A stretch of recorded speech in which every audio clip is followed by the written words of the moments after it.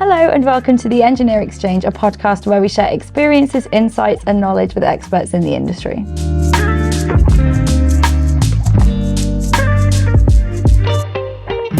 For this Black History Month podcast, we're celebrating the success of 3 Black engineers who will be discussing their careers, experiences and the importance of diversity in civil engineering.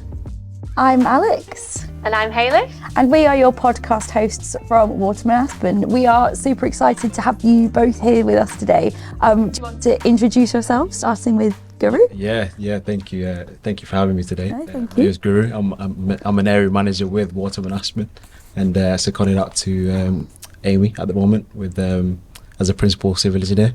So yeah, I come from a background, I'm Kenyan, first of all, to say that, and came to UK when I was about 10 years old. And I'm basically just now sort of I find UK is home now. Perfect. But yeah, so chartered engineer as well with ICE. So yeah, just I've been working I think about almost 9 years now in the industry. So and still more to come. Perfect. Yeah, thanks. Thanks for having me here. Thank you. I'm Jonathan. I'm a chartered engineer. I run a small architectural and engineering practice in London. I was born in Singapore. My dad is Nigerian, my mother is Singaporean.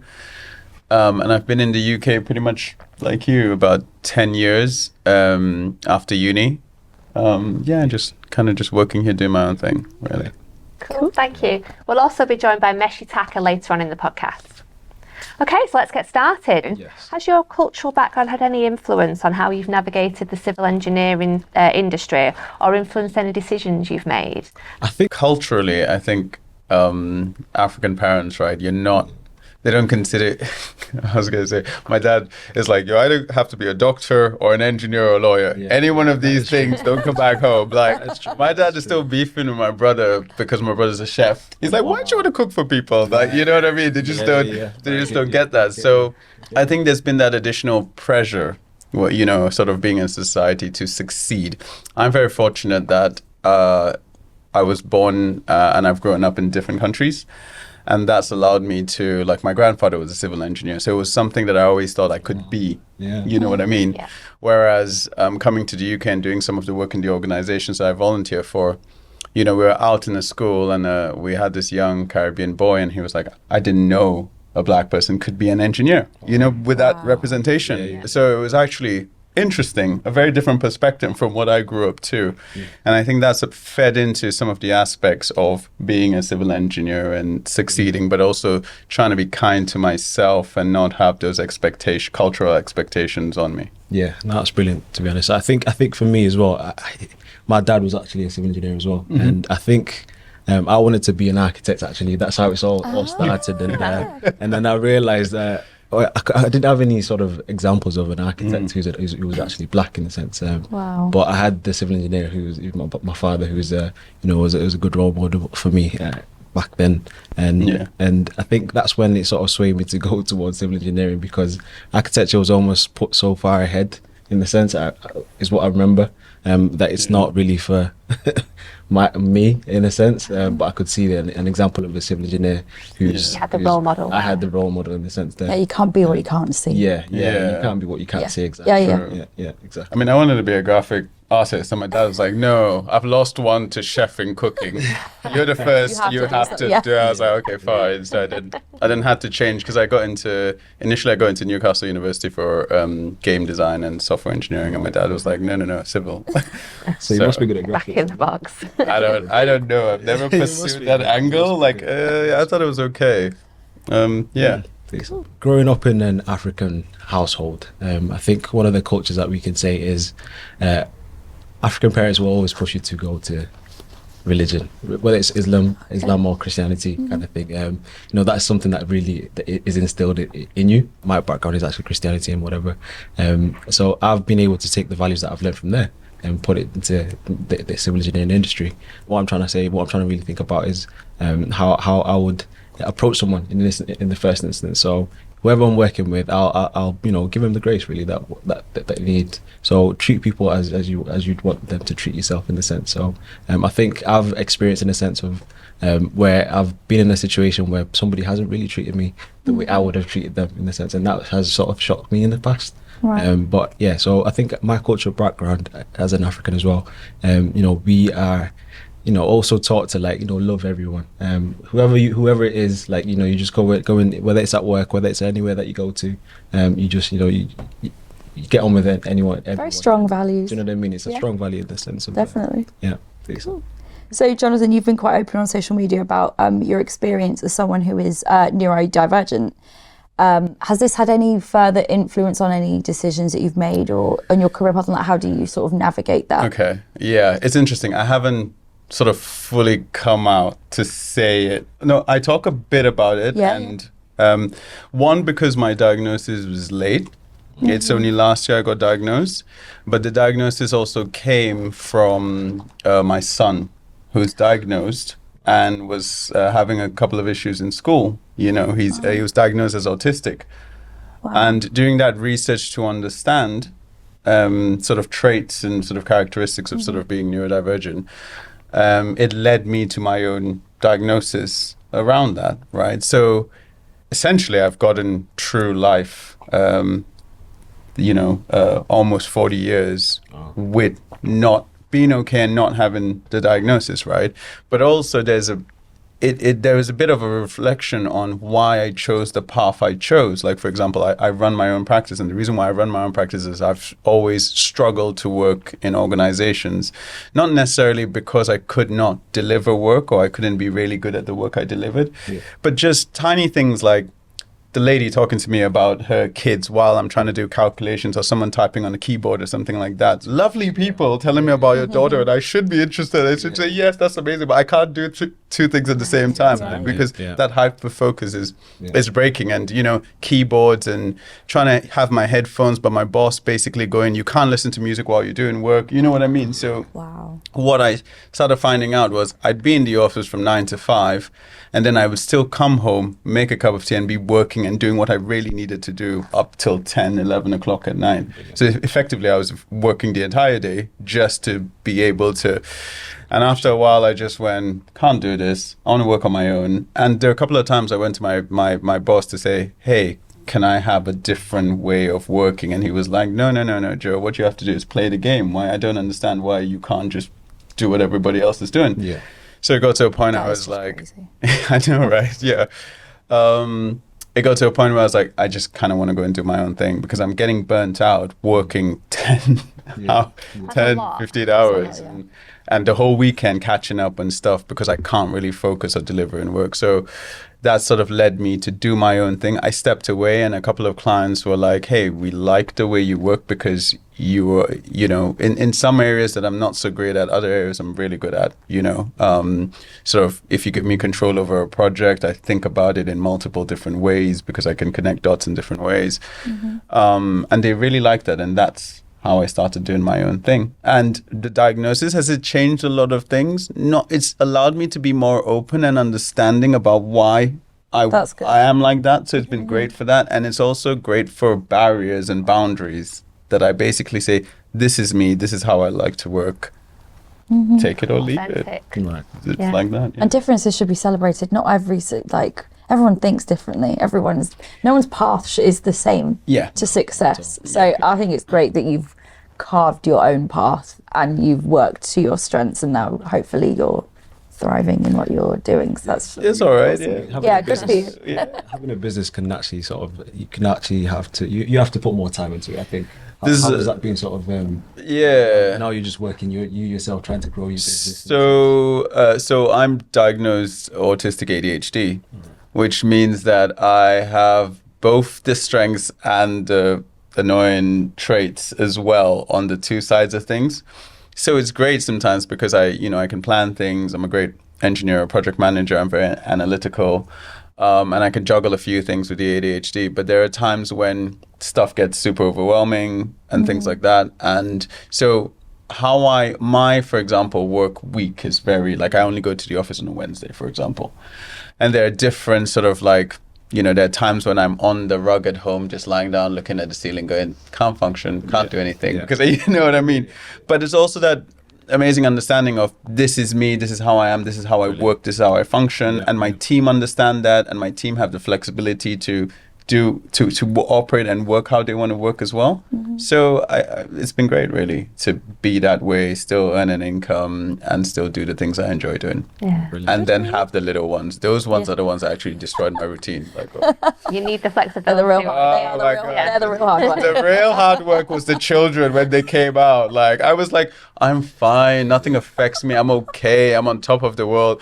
And then they came out and I'm like, why have you woken me up at 5:30? Throw me off. Yeah, totally. So you work with several organisations like the Nigerian Society of Engineers, the Association for Black and Minority Ethnic Engineers. What are the successes that you're seeing coming out of those organisations? So the most successful thing is the conversations that we are having right now. So just touching a little bit about the organizations. So there is the association. So I'm a board member and industry engagement lead for the Association of Black and Minority Ethnic Engineers. It was an organization set up in 2009. And we have about 70 corporate sponsors and quite a big network of students, early career and experienced professionals in there. And we sort of are a network. And also I do a bit of work for the Nigerian Society of Engineers as well. And the whole idea is, what is the most successful thing is having those conversations. Yesterday I was at a debate session where we were talking about the relevance of diversity, and this was very early career professionals, and we were talking about allyship and how you can be a good ally and how you can sort of have these discussions. How do we deal with microaggressions in the workplace? How are we able to show up in the best versions of ourselves without and dealing with the microaggressions that come with it, but also dealing with the ability to be authentic and lend your own voice. And I mean, this has been really great. I've been there for about almost 2 years now, and we're having a lot of conversations with organizations as well. That's awesome. That's really good. Yeah. We're in a very one of the elitist disciplines. So it means you have to be an expert. You have to be, you can't get things wrong. There's no room for error. So there's this culture of fear and conformity, right? That's sort of thrown in, and everybody wants to sound the same and act the same, and nobody wants to look different, because then there's not enough diversity at the top to actually go, hey, a successful civil engineer. I was walking up the ICs and they have all the pictures of all the past presidents. Oh my God, no woman, everyone looked the same. It was a copy and paste from 1950 something all the way up. It's like, what is that? It's starting to change now, but by the time they get their photos or their portraits there, it'll be too late. So every time I walk up there, so I think everyone wants to look and sound the same in our industry. And I think having these conversations with younger engineers about just be kind to the way you speak to yourself. It's okay. We all make mistakes. We might not show them, but we make mistakes, Yeah. Cool. Thank you so much for joining us today. It's been short and sweet, but thank you. We really appreciate it. Thank you. Learned a lot as well, to be honest. Yeah. So next up, Nguru is still with us, and we are also joined by the fabulous Meshi Taka. Welcome, Meshi. Would you like to introduce yourself? Hi, I am Meshi Taka, Associate Director for Waterman Aspen, an EDI advocate, Assistant Deputy Chair of the Third Committee for the ICE, and just all-rounder collaborator, should we say? Brilliant. Cool. So we'll go straight into it. So according to the 2019 Diversity Wins How Inclusion Matters report, companies that have ethnic and cultural diversity outperformed others by 36% in terms of profitability. So I'm not particularly surprised by that, but we'll just discuss with you guys, why is diversity key to the future of civil engineering? Why do you think? Start with you, Meshi. Yeah, with you, Meshi. Right, okay. I think one of the big things with the ability to transform lives is to be able to create around the lives you're transforming. And so with diversity, you get a representation that more aligns to the people you're trying to essentially design solutions for, it also brings different mindsets into the room. So it's easy to kind of talk about diversity of skills, but then just lived experiences, perceptions, what I see when I walk into a room and what you see are completely different things. And if you apply that approach to a project, very simple terms, you can see how having a mixed room could actually influence the outcome. So is it so surprising that when you have more diversity in your management, you end up with more successful companies? I don't think so, because if you think about it very literally, is they're more likely to be more creative, they're more likely to think outside the box, they're more likely to tackle surprises a lot better, because they're a lot more flexible in how they can approach and tap into resources. What's surprising is that more people don't look at diversity in that light as a strong business case to be more competitive. Yeah. No, I completely agree with that, to be honest. And it sort of takes me back to when I was working my previous company, and we were working with what we called global integrated delivery centers. Now that's sort of an office based in India, particularly for that particular project. And now I think my colleagues, this is the diversity aspect of it, is sort of me bringing myself into that sort of room where we had to do this project, and my colleagues were actually struggling to work with GID, and it was almost like the communication wasn't as strong, so they brought me into it. And for me, I think putting myself from a perspective where I'm an ethnic minority, I'm going to talk to them just how I think somebody would want to be spoken to, kind of thing. And so we actually ended up finding that the relationship was actually a lot better with myself sort of talking to the lead person over there. And it wasn't just because, it was just in the sense of, when you have diversity, you have this opportunity to expand your sort of capabilities. So me being able to communicate with that person ended up meaning that the project actually performed better, because they felt like somebody's actually communicating to me in a better way than as if it was previously that with the other person, in the kind of sense.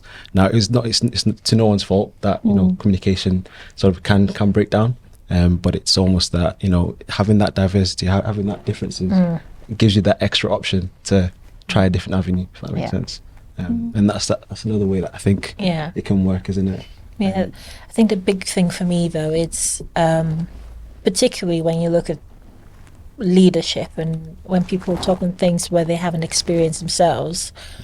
So I'll use menopause, for example, and it's kind of like the experience of that. Now, if you don't have somebody who can tap into that space, is then restrictive in being able to emote or kind of communicate effectively on what that might need. And that could be directly or indirectly. So what I find interesting, for example, is I think last year I saw like a bit of a very short interview, but it was Rod Stewart talking about when his wife went through menopause and how he had to learn about it. So someone that he cared about, and he put himself in the space. And it was two things. It was the fact that he was just so clueless to it. And then the next thing was like, oh my God, I could be an advocate for this. And I think that same idea applies in boardrooms or applies in any space where you're making decisions about influence. And so, when you have businesses that can tap into those spaces where there's cultural differences, and it's a good point though with the cultural differences, because although even you coming to the conversation, the accent was still there, but you were able to engage in a different way, because it was almost like identifying or speaking to the person or the soul. And my best friend is of Indian heritage, and we met when we were 21, and on paper we'd been in the same spaces for 3 years. We had the same friends, and we met, and we say we were soul sisters, because we were able to kind of link up on the parts of identity that were not obvious to people looking at us going, well, how come we were friends? But actually there's some cultural things where we were like, oh my God. Yeah, it's a similar thing, yeah. Wow, spirit sister. But from that point on, we created this kind of link, and then everything else, even when we're different, we worked on that, because we had a point where we were like, look, we are in essentially two parts of the same coin. And I do think that with diverse leadership, that creates an opportunity to engage. It creates an opportunity for representation. So you have more opportunities for someone to go, right, I relate to that leader because I see a part of me in them. So if you don't have that diverse and it's not about covering everything. It's just about having a range of things that people can go, look, that's my team, that's my leadership team, because I can see myself in 3 or 4 different people. And that's how you then bring your people with you. And that's part of the success though. Like, you know what I mean? It's not just about getting the figures at the end of the year. You treat your people right, they'll do well by you. Well, your people feel that you represent them, then they'll stand by you as well. So the representation bit, I think, is one of those things where you can't probably put dollar signs next to it, but definitely. It's like the advert, it's priceless for everything else.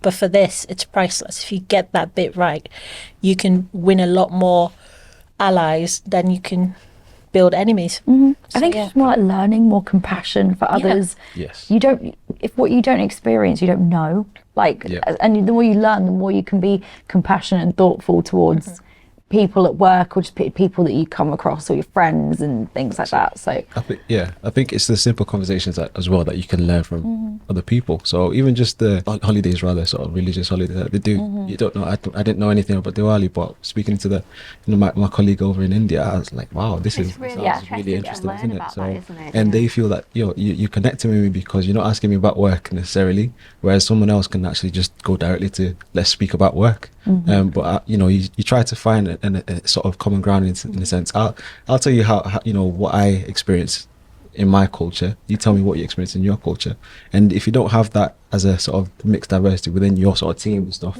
you end up missing out on sort of growing these relationships, and they can get stronger and stronger and stronger. Work better together. And work better together in the end. Create an inclusive environment. So we've talked about personal experiences and talked about some of the barriers faced by those in the industry. What are some of your proudest moments? What would you say to young Black and ethnic minority engineers who are still navigating their way through the industry? Come to Nguru first. Yeah, it's a big question. So I would say to young people, young Black people coming up into the industry, that you will face trials. I think that is given. I think just in life in general, you will face trials. It's not gonna go away if you're in the industry as well. But I think for me is all about perseverance. Now I'll just give a little story from myself as well. Now I'm from Kenya, and we were sort of first generation immigrants into the UK. So there's always a sense of like I need to work hard because I've been given this opportunity to work hard, and I can then give back to my people. No obligation, but just sort of that's what I want to do. So I found myself in work, working hard as I wanted to do, to get to the point where I was like, actually, wait, I'm not getting paid the same amount as I'm working, kind of thing. And I mustered up that courage to say, listen, let me go to my line manager and say, listen, I think the work, you can even see the work that I'm kind of doing is quite is beyond what my level is. So what do you think to increasing my salary, kind of thing? And I was basically like, no. Do you know what I mean? And it's almost like that's a trial right there. Do you know what I mean? But I didn't let it affect me, in the sense that all I said to myself is, let's persevere, and in the end of it, I can say even now, I'm a lot better to, just because of that perseverance. Like, life is not going to stop there. You're going to keep growing. If you say, for example, like go get your chartership, and you'll see how sort of things change, that kind of thing. So have your own goals that you can achieve, and don't focus on sort of these trials. Try and do something about it yourself, in your own capable hands, and that kind of thing, and you'll see like sort of life changing. So that's what I would say to young people, is persevere, but also just put in the work that you need to, and then you'll see things becoming better. Yeah, exactly. Reap the benefits. I think that's a good, you've kind of covered most of it, but professionally, I think for me it was getting chartered. But it's like Nguru said, it was kind of like it was the qualification that could go unchallenged, because it was an institution of civil engineers, so it was a benchmark, and I was like, right, okay, I've got that benchmark. And to get there, you had to deal with people saying, well, we don't think you're ready, So, okay, great, I'll go left. I'll go left, I'll go right, I'll go round another extra 50 miles, but I'll get where I need to get to. I've got the patience for it. I think self-conviction, you have an instinct about things, when things are right. And I think sometimes you doubt yourself, sometimes you question whether it's worth it. Sometimes it feels exhausting, My advice to early careers, people coming into it, is we have allies. We have the organizations like the AFB there to support you. There are other professionals in the industry. We're not all the same, but we can learn from each other. We probably have some shared experiences as well. So it's always good to reach out and make friends. And you never know, one day you might need that friend to give you a bit of a supporting ear. Because sometimes it's just like, you've got this. Something simple like you've got this can make all the difference. Have there been times when you've had a conversation about salary and have said, well, you did a good job, but and then you see someone else get like a pay rise and you've got the silent eyebrow goes up and you're like, oh, I see that. But I guess for me, I've always leaned into uncomfortable areas. So make difficult choice sometimes. You might go, well, I need to change environment. And it might be scary. You might need to take a short-term step back in order to make that big step in a couple of years. But it's always about the bigger picture. And I think that has worked well for me. But that said, I'm not fixed in where I am. So in my head, I have a plan. I like to say my short, medium, and long-term goals. I think it's useful to have a benchmark, so you have an idea of where you'd like to go. It's like the purpose, what you're trying to do, what's the outcome. But also, I will chop and change. I will take a left, I will take a right. I'm like, okay, I'll sit this one out, my turn. But I always have to look at that in context of what the ultimate end goal is. And I think that's really useful. Because I think sometimes you kind of have done 5 years here and I might go somewhere else and start again and you're like, well, that's a short-term hit. In 2 years in the new place, what's the benefit? Those are the kind of questions I ask myself. And although it's scary, I think I kind of force myself through it a little bit. But that's always because I think it's worth it. But as a parent, I think with my son, I am really conscious that I want him to see a world of opportunities. And that's not saying there won't be any challenges, but I want him to see what you can do in a world of opportunities and challenges. So you will meet people that will, with the best of intentions, will be like, yeah, whatever. Yeah, I'll call you whatever. There's always going to be that person who does that. Or there's always going to be the person that takes away, decides that your identity is not really their business, don't care enough about it. And it's kind of like, how do you provide the tools? How do you ensure that they have an inner resilience that they can kind of deal with those challenges? Because like Guru said, there's always going to be challenges. It will come in different ways. From a stressful project, you love your job so much, but this project is just, there's going to be that project. And then at the end of it, it's like, wow, you're winning awards for that project. And you forget how bad it was when you were in the middle of that project and you were like, who said this is a good idea? At the end. Exactly. It's always worth it at the end. But also I am very aware that I'm privileged in my position that I am now. Because there's loads of women that leave the civil engineering profession.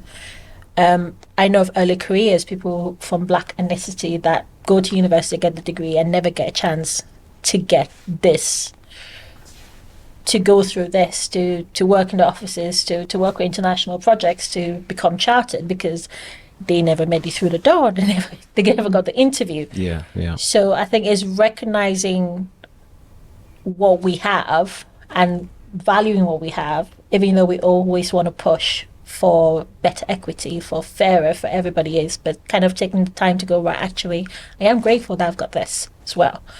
So why do you think we are losing some of these people, like these really valuable people, so early on in their career? Is it that they perhaps have had too many maybe doors unfortunately like slammed in their face, or is it like the challenges have just gotten too much for them? Is it like why are we losing so many valuable people so early on? So I think if you look at the numbers though, so if you look at the numbers of like, particularly I would say people of ethnic minorities, but if you look at like the leadership engineering companies, let's say name black leaders, whatever, particularly say large companies. Someone asked me this question, and I thought of the CEO of British Water. She popped into my mind straight away because I pass it cross pass and blah, blah, blah. But you sometimes have to think about these things, because actually, from a representation point of view, you're like, if you're somebody who is quite ambitious and you want to lead at a very senior level, you potentially get to a certain stage and you're looking above you going, well, I can't see anybody. What are the odds? And that's the first thing. The other thing is sometimes you end up with the only. So there's like the one person. And you're like, well, from where I'm sitting, it looks like there's only space for one. And so what you do is, what happens then is people go, right, I'm going to check out here. And it might be for a number of reasons, I'll create my own space. And we do have a generation who are very into entrepreneurship.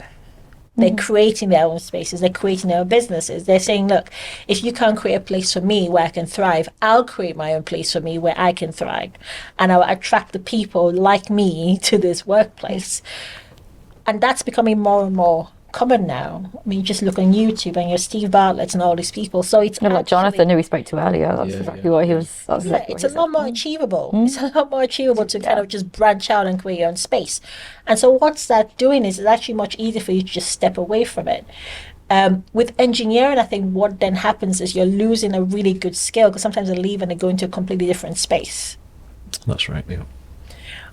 Or there is the parenthood tax, where you feel like you have to pick one, and unfortunately women tend to kind of carry that role a lot more. So it might get to a stage where, like, you know what, I'm just going to step away from the workplace and commit to predominantly parenthood, but then a secondary kind of thing, and then they go away for like 10 years or whatever, and when they come back they're completely out of space. They're out of sync, and we're losing amazing talent because of it. So there's a big conversation on how we can make our workplaces even more inclusive, but it comes back to the whole diversity in the leadership that we're all aspiring to.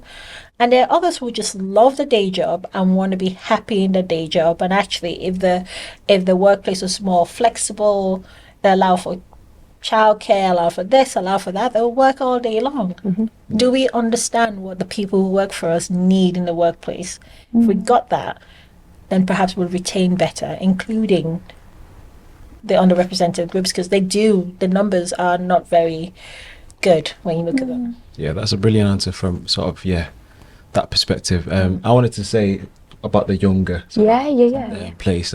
Now, again, I think we spoke sort of slightly earlier about it, and it's just to put out in this word, it's unconscious bias as well, right? Now, my name is Nguru Kiraba. Very proud of my name and stuff.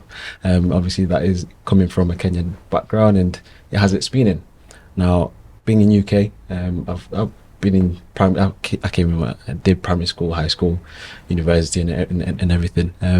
And I consider myself. I'm a good hire for anybody out put in the work. Yeah, and absolutely. that kind of thing. And there's lots more people like that behind me as well. But there's one thing that I experienced. I think it's a lot better now. It's this thing, unconscious bias, where you feel that you have to please the person that you're going to apply the job to. Do you know what I mean? What I'm trying to say is, I've got a name that's on paper looks quite hard to pronounce and to say. East Africans have it a bit easier, but even West Africans even more challenging. Do you know what I mean? So. Mine's the exception, by the way. Yeah, it's a completely exception. But then you feel like you have to almost, put an English name, even if you don't have an English name. So that's my background. That's my experience. I've had to, in the past, put an English name, because that at least gets me through that first door. And which is a bit sad, because that sort of almost tries to change your identity, that kind of thing. Exactly. So it's a lot better now, in the sense of, like when you put CVs in, it's take out the name. You don't need to see the name, and then you just judge it based on the work experience, and the skills that this person has. Which is what it should be judged on. Which is what it should be. It's like age. People used to put age on and the dates of birth on, and now people don't do that at all, do they? Because obviously that was people were discriminating against age, and it doesn't matter about age. It doesn't matter about name. It matters about experience, doesn't it? Exactly that. So I think that's another way that, you know, I'm sure it's a bit better these days, but that's how they were losing back then. And again, as I say, if you did lose them back then and they've changed their careers and changed the industry, then you've lost some really great people. Amazing people, yeah, absolutely. Who've worked hard at university. They might even been qualified, done a lot of hard work, and then you've lost them. And you'll always have the conversation as to how to properly pronounce the name as well. Anyway, it could be it's so simple. It looks challenging, but it could be so simple when you have that conversation. Exactly. Yeah. So that's another way of thinking about it as well. The thing though about the losing talent. So the early careers person I was talking about, right? The most charming guy you ever met. Like I remember he used to come into the office every day, and he was always suited, and then he was always in his shirt and tie and very sharp. And we had a dress down day, and he had the day off, and I think we went for Chinese or something. And he joined us, and he was in a suit, wow. 5 stars, and the rest of us looked like scrags. Essentially, we were just came unaddressed. He came dressed. He came over. You were fine. He was dressed down as in I'm out of office wear. We were dressed down as in rolled out of bed and they just came down. But I had a conversation with him about his friends, and what was interesting, he said, look, I think there was about 9 of them in that class. 2 1s, right? Yeah. A 2-1 is essentially, I mean, a degree is good enough, but 2-1 is a high level of a degree leaving university, an accredited university. He was the only one that got a job with us. The other 8 didn't. And the reason I went back to this conversation is when I joined Mortimer Aspen, I actually called him and said, can I have those friends' names? It's always irked me that so many of them. And I said, I want to speak with them. I said, look, I'll make a call and come back to you. And he did. And he said, they all left engineering. Yeah, that's it. Every single one of them. So there's a reality there that things are changing for the better in some areas, but there's still a lot of conversation about how unconscious bias is excluding a lot of talent. So we've got a massive skills gap. We need this talent. We're getting better at the gender representation. The numbers are looking much better on entry. The challenge further down the line on retention is another conversation. But when you look at the numbers for underrepresented ethnic minority groups, those numbers are still a bit weak. If you look at the kind of numbers going to university and those actually entering industry, there's a big gap there. And that's something. So it might not be directly the name, but there's something in the system that isn't making them feel valued or seen, and they're walking away from it. And I'd like to say that's the last time I've had this conversation, but I've had conversations with people since. I've had people going, I'm just going to go into another industry. I was like, no, you need, in 5 years, you'll be thankful you stuck with this industry. Yeah. But that's a whole lot of trust. Yeah. And I think that's where networks, that's where places like AFB, that's where people like us will work in the industry. As mentors, we play our part because we're just like a bit of a supporting person they can go to, where we can say, just hang in there, or next time give me a call. I might share a tip on how I navigated this issue, because they've also been very challenging conversations. I had a conversation once back in my very early days, and there was a manager. I always respected this manager because we were very direct and very honest. And it was just another day in the office, and they popped in to my desk and said, Meshi, what's the status in this project? And I just went, and reeled it off, and I said, this is what's going to happen. And I looked at us and went, right, good. But what happened afterwards was like, and they basically said to me, the thing about you, Meshi, is that you're a woman in engineering, and that's going to be hard. But on top of that, you're also black. Very matter of fact. So you have to work harder. Wow. Yeah. And he threw me, but the truth is that was the most honest statement. Straight to the bone. Yeah. And it makes people uncomfortable when you say that, but the reality is that you do. like the same work we do and the same work I do will probably have more scrutiny than if it was somebody who didn't have my two particular characteristics. Yeah. And it's staying engaged can be challenging when you're living with that all the time. Yeah, it's about staying in the industry, not just joining the industry, but staying in the industry as you progress up. It's hard to ask people to stay in though if they're facing so many challenges. I was going to say, like, have either of you ever had a moment where you're like, I think I'm out. I don't know if I can do this. Have either of you ever had that moment that you could have maybe gone one way or the other, and maybe it might had a moment like where we would lose people? Yeah, I think so. Yes. Yeah. I think it was that point where I think the first instance was what I mentioned earlier about sort of the name going to ask for a better salary, and you're like, oh, well, hold on. How come? Do you know what I mean? So I do get it. You know, our managers as well have to sort of based on judgment and their sort of procedures that they need to go through. But then it was almost sort of met in the sense of like, no, just sort of like, I'm not even going to think about it, but just no. Which is unfortunate. But then that's a point where I almost thought, maybe this is not the right thing for me to do. But I didn't. As you said before, you know, go left, go right, go round, all the way around, but come back. But then that's what I did. You know, got my chartership, and then nobody could really say anything much about, you know, my skills. And that's obviously getting chartered is not meaning that you're the it. You still have to get your experience and, you know, learn a lot more.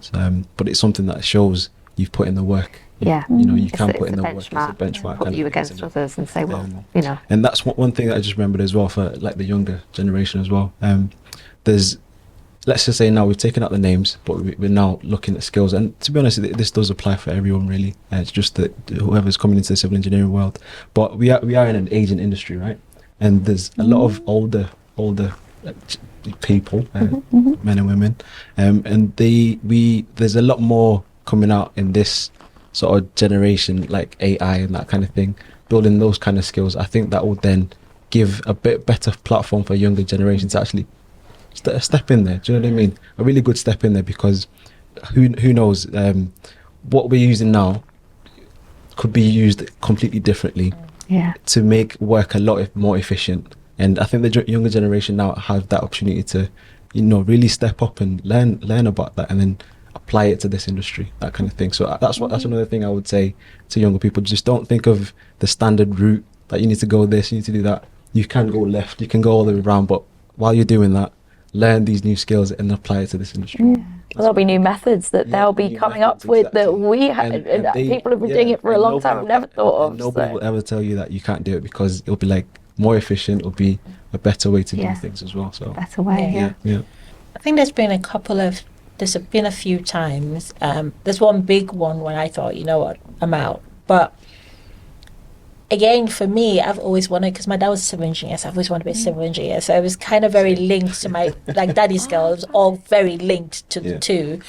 And I remember in this particular employment I was in, I'd got the most amazing opportunities. I'd been involved in some really big, transformative, innovative projects.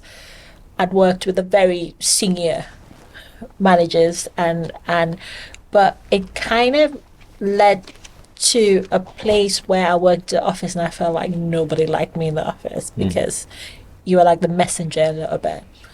And it got to a situation where there was one particular experience where somebody was being directly, we'll call it bullying, harassment or whatever, and in the middle of the office one day, I just hit the roof. And I had a really good manager, as in someone I can trust to, and I can literally just have an unfiltered conversation with. And I remember at the time, there was a lot going on. My dad was ill, and it was my first pregnancy as well. Like, there was quite a lot going on. And I always prided myself on the ability to deal with stress. And I was like, well, I have so much else going on. I have to decide what I need. So I'm carrying all your stress, and I've got my stress. And I said something along the lines of, I feel like I'm a square box like a square peg in a round hole or something like that. And he was like, and it was kind of one of those conversations where we're trying to kind of find the middle. And I said, but can't you just be more rounded? I was like, I can never be that. I can never be that. I can't be in a place where you expect me to kind of just you want the bits you like, but you want me to kind of shave off the bits you don't like to fit the mold that you've created. I was like, I'm not that person. I'd rather walk away and find something else. I think that conversation actually was what made me decide to leave, because once that happened, I was like, okay, this is what I need to do. And that's why I thought about the next step was about going sideways as opposed to up. Because I was like, look, I will sacrifice this because this is the bigger ambition. And actually that worked well for me, I think, in the long term, because it put me in a space where immediately my mental health was kind of in a much stronger position, which then meant I was able to perform better in my day job because I wasn't dealing with all the kind of context. I'm talking about microaggressions and all that kind of stuff, but you didn't feel like you're in essentially a hostile environment. The one time I felt I might walk away from engineering truly was when I came back from maternity after I gave birth to my son. Right. I've never felt so much like a spare part in my life. Like I felt like I've loved this profession from as early as I decided I love science. I will walk through a street and design, my brain will go in a million and one directions, and I'm currently, I don't know if I want to be here. And I went back to work, like my son was 6 months when I went back to work. That's the one time I remember thinking, I don't know if I want to do this. And my saving grace was I was part of the regional committee, and Paula McMahon, she's a mentor of mine. She's always been kind of like a really good person for me to go to. I think that's what we're talking about, having networks and people that I can go to. And I think she was chairing the regional committee at the time, and I popped in first meeting. I just showed up, and they were like, oh, because I was the secretary before I went maternity. I was like, welcome back, Meshi, to the committee. And obviously someone had taken the secretary role, but we were thinking, will you consider this role? And I was like, absolutely. And I was talking to her afterwards, because she was asking how you been and what you've been doing. And I said, I don't want to sound ungrateful or anything, but I just feel a bit angry at the industry. I think I was a bit frustrated. I was like, look, I've given so many years, I've done my job really well, and I go away for 6 months and I come back and so fair enough. You're treating me like yeah, I've just started. Yeah. Like that's what I was receiving. Whether again experience and perception can be two different things, but that's what I was receiving. I was like, I felt like we're just put it there and just put it there. I was like, I was delivering £2 million schemes. Like, what do you mean? I've only been gone 6 months. I haven't like people can go around the world in 12 months and come back at a higher level than I did. So yeah, I did seriously consider just walking away from it. How did you get through that? Networks. It started with, like I said, Paula. She was really good. Had like one of those real talk moments. And also I think in that moment there was kind of like shared experiences. So also like you're not alone. And this is how we got through it. So there were a few people around that time who started with Paula. She introduced me to a few people as well.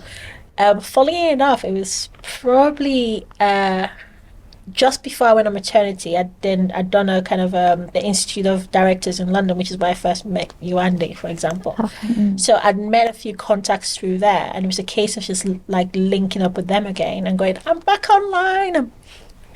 Ghost has returned. She's here. And then networking. But also it was taking a lot more control of my narrative. Brilliant. I've said this before. It's like when you're an employee, or like I worked with different companies, I was just an employee.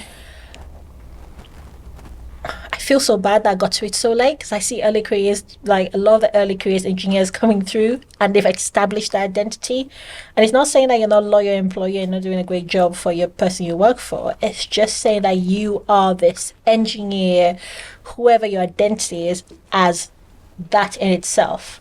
So like your LinkedIn identity and everything else. And I think it was in that space I decided, maybe it's because I realized how disposable I was, I guess, as an employee. Because again, the experience was receiving, that's what I was receiving. I was receiving the kind of spare part thing. I was like, okay, that's fine. You do you, but I'm going to make sure that I always have something that keeps me connected to what I'm passionate about. And this profession, which is also a job, but it's a profession, it's a choice I made as a child because I wanted to make a change in the world and environment. I can in some way have direct influence. I'm not relying on some large organization to do it for me. And that's probably what's similar with Jonathan there, where you kind of took some control. So I took some control of my professional identity. And the CNG is part of it, but things like the mentorship, the kind of intentionally getting more directly linked to professional organizations. And it also means to my employer that I take my employer with me, but I'm not waiting for my employer to open the door. I'm opening the door and taking people with me. And changing that narrative actually gave me value, because it then meant that I had something that I could directly influence. I was not at the mercy of a budget cut or something like that.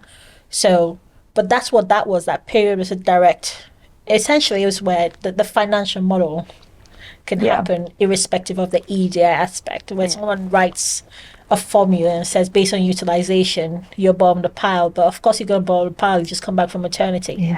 That kind of narrative. But it did, I think that was the biggest kick I got, and I thought, wow, that's crazy that you both experienced very different experiences, but still like very similar. It's similar, but that you've had to navigate, and you've had to really like find the tenacity, because you can't expect everyone to have that tenacity to have to push through some of those things. It's not fair to ask extra. That's a skill. It's resilience. That is a big skill. And not to say that it's not going to be there for the younger people coming up. It's going to be there. Do you know what I mean? But take it from both of us. What we're saying is like, just you can be resilient. Do you know what I mean? You can. You've got it in you to do it. So go ahead and do it. So you both mentioned about some of the networks and how important having networks, mentors, things like that. You're both chartered with the ICE. Yes. Meshi, you were, or you still are, the ICE Northeast Fairness, Inclusion and Respect lead. And regional chair as well. Yes. So the fairness, inclusion, and respect lead. I talked about that position they offered me when I came up from maternity. They said, do you fancy? I was like, absolutely. I have a lot to say. Inclusion, and respect.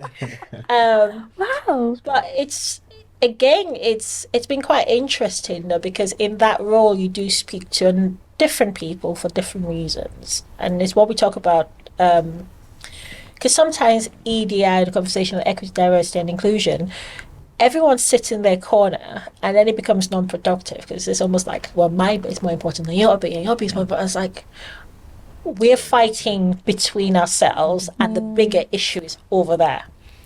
And what the role allowed me to do is connect people and kind of link up with other groups that are doing really good work.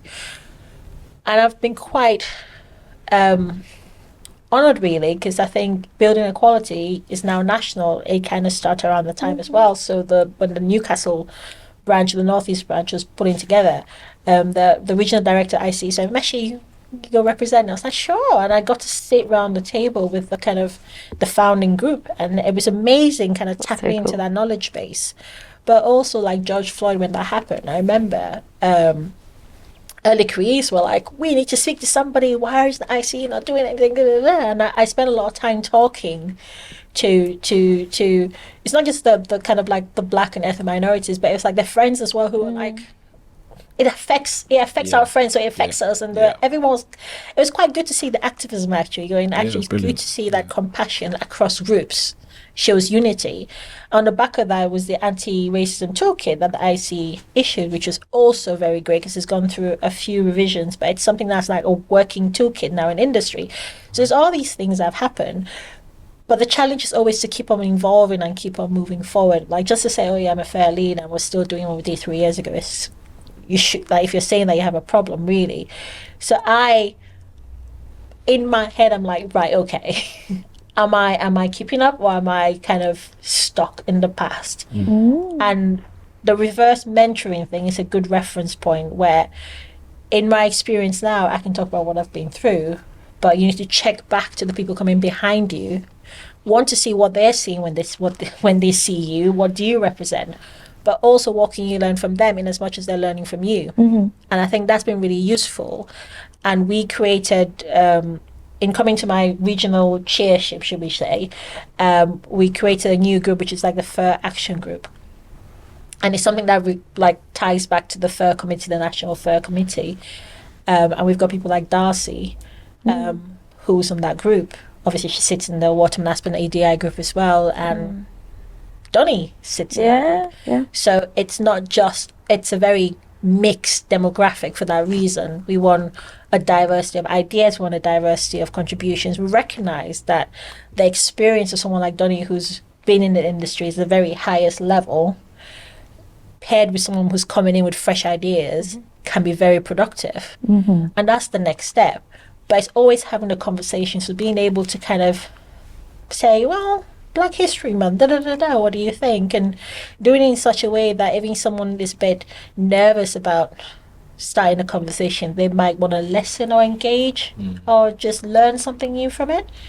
And trying to do it without doing such a way that it's not just overbalancing one side of things. Kind of what we've touched on about. There's a good side, there's the good news. We've met some really great allies, you know what I mean, some good employers out there, support networks, but we also have challenges. And making sure there's a balanced representation, so it's not kind of rose tinted to one extent, but then it's not all doom and gloom on the other side. It's just be as rounded as possible. And I find that we make longer friends or longer allies, because you can then call on those people sometimes to back you up if you need the numbers. So and I would say I definitely have experienced a lot of people who've been, I use the term woke in the sense of, like, you know what, they're not going to be they're not boxed off in one sense that they can they have a view of, you know, ethnic minorities as, oh, they can't do anything, that kind of thing. But instead they're on the opposite side as, like, listen, we need to do something about this. And I've had lots of managers that are like that. Do you know what I mean? So it's also takes sort of people just to open their eyes really and say, listen, by the way, this is a possible challenge that, you know, ethnic minorities are finding it difficult in the workplace, but I'm going to be an ally, as you say, and that helps everyone really. And if somebody's happy, everybody's happy. Definitely. So we've come together to talk about Black History Month. What does Black History Month mean to you? For me, it's about remembrance, really. That's the first word that comes to my mind, and also just reflection on the good things, and how we can move forward, really. That's what Black History Month means for me. It's an opportunity for us to discuss as well, on how we can be inclusive, be included as well, in different spaces. So, like, just like this, doing this podcast, I mean, it's amazing, because somebody who's going to listen to this podcast would have never thought anything about Black History Month. They would have just understood that, oh, there's actual a month that is there, but not really gonna. It doesn't sort of almost benefit me in the sense, but somebody, you know, engineers, they might click on, oh, what's the Engineers Exchange podcast? Listen to it, and then learn something. Just learn something. It's really valuable, isn't it? Just to understand, like, you know, us people, we only represent a small group. There's a lot more out there who have different views to us, different opinions and stuff, but at least they get to understand where we come from in our background, and there's there's growth there, really, that we can experience, really.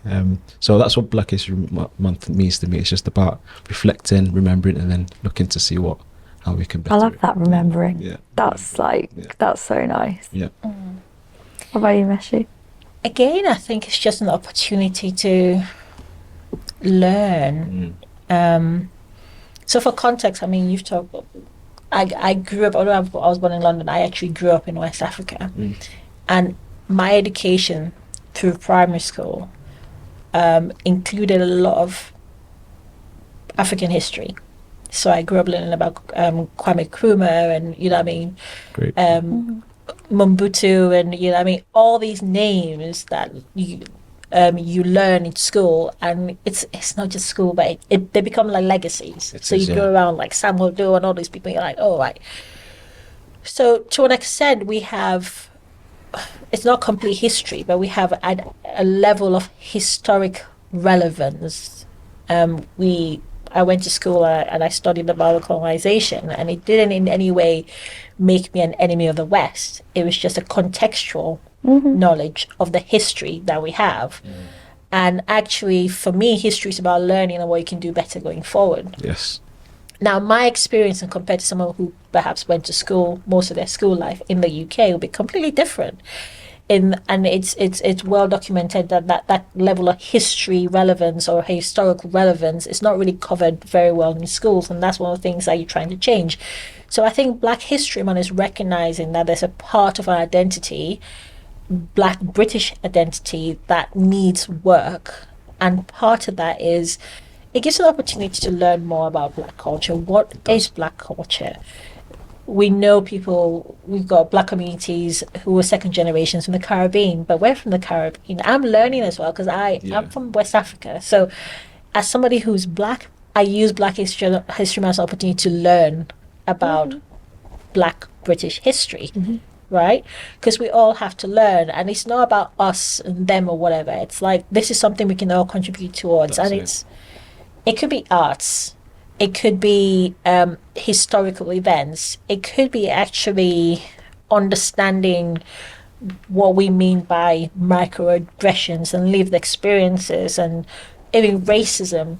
A bit of context, not just the buzzwords, what that means in real life.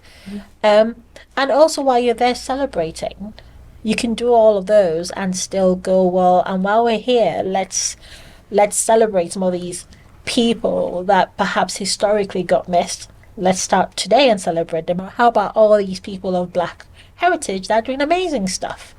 So let's celebrate them, let's elevate them, so other Black people can see representation and then go, oh, I can do that because I can see somebody who looks like me or sounds like me or has a name similar to mine who's doing that. Any number of things. It's not literally just because you're Black, but people can identify from a cultural perspective as well. So yeah, until hopefully there'll be a day when Black history is just as well embedded as the normalized. But the value in elevating underrepresented groups is because what you're trying to do is open up the mystery, and in doing so, improve inclusion. So yeah.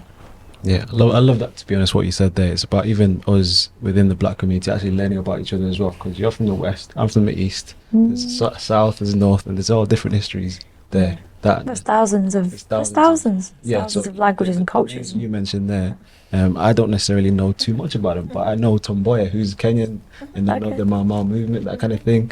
South Africa, they know about Nelson Mandela kind of thing. So Dear and there's certain names that translate, but you don't really know until maybe let's sit down and actually you discuss about West Africa, someone else discuss about East Africa, and you end up learning. So it's for everyone really, I think, and it's not necessarily just for a particular set of group of people to learn. It's just for everyone to learn. I think that's so cool. Yeah. I feel like it's definitely about learning and learning from people's experiences and just being inquisitive. I think. Yes, just absolutely. being inquisitive. I think sometimes people are afraid to be inquisitive and afraid to say the wrong thing or afraid to ask the wrong questions. Yeah.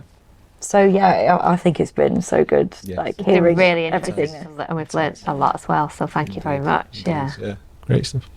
Thank you so much, guys, for joining us today for Black History Month. It was amazing hearing your experiences, and I'm sure so many people who are watching this, hopefully at home, will resonate with a lot or some of what you've said. It's been great having you. Thank you so much. Pleasure to be here, to be honest. Thank you. And have a conversation with you guys as well. Yeah. Thank you. I think it's therapeutic a little bit. It's getting out loud. It was. Yeah. Oh, good. Yeah. I love what you're doing with the podcast as well. Thank you very much. For being on the podcast. Thank you. And thank you to everyone who's joined us for the Engineer Exchange. Keep an eye out on our YouTube and Spotify channel for more content coming soon. And don't forget to like and subscribe.